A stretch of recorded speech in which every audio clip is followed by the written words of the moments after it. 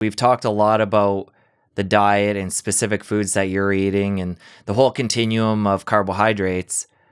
But I think a big piece of this that we don't want to leave without addressing is the when to eat piece. So let's talk about what you do there and how you look at that.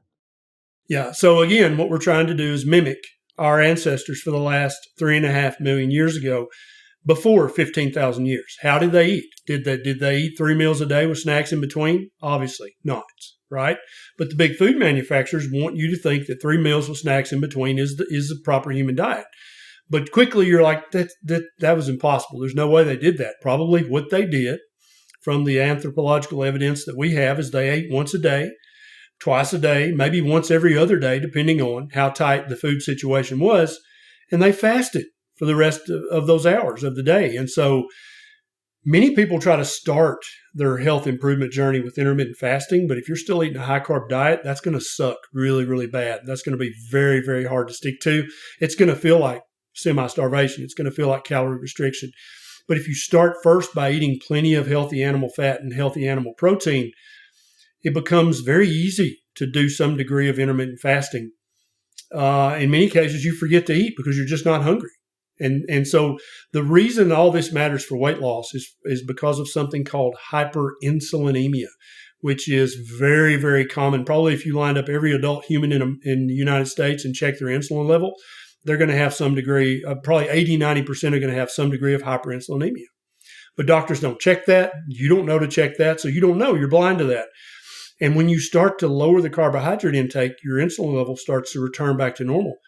That's the sweet spot where you can start to metabolize or burn fat, right? And so the longer you go without eating, the lower your insulin goes. That's important. And that's where fasting comes in and holds hands perfectly with keto or carnivore. And so for me personally, I'll just tell you what I do. I typically fast until somewhere between 2 p.m. and 6 p.m. Every day. I don't even think about eating. I'm up making a video. I'm working on the farm, playing with the kids. I don't even think about food until somewhere between 2 and 6 p.m. And then I'll start to get a little hungry. And depending on what's going on, I can fast for longer if needs be. If not, I can come in and do my food prep, my meal prep that I told you about earlier. And, have my meat and eggs cooked in 5 minutes, eaten in 20, and then I'm done. So I may eat 1 meal a day, depending, or I may eat a second meal 2 to 4 hours later.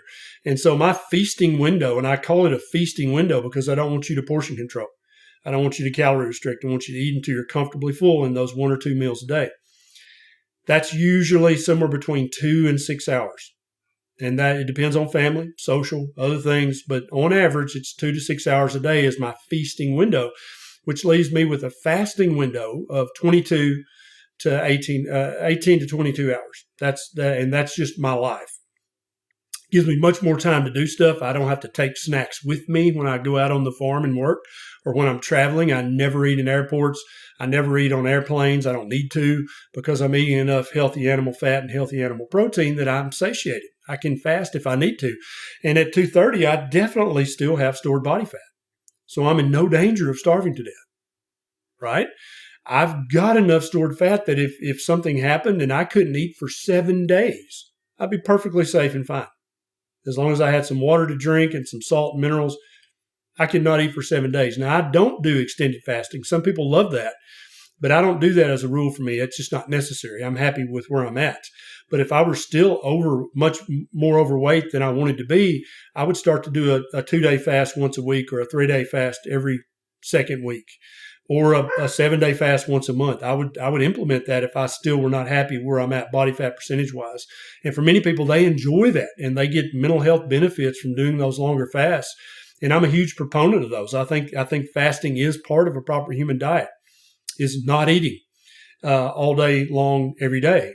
And so, but that's going to cost the big food manufacturers millions of dollars if we all stop eating 3 meals a day and 3 snacks in between. That could tank the economy theoretically. But I'm not interested in the money side of this. I'm interested in your health.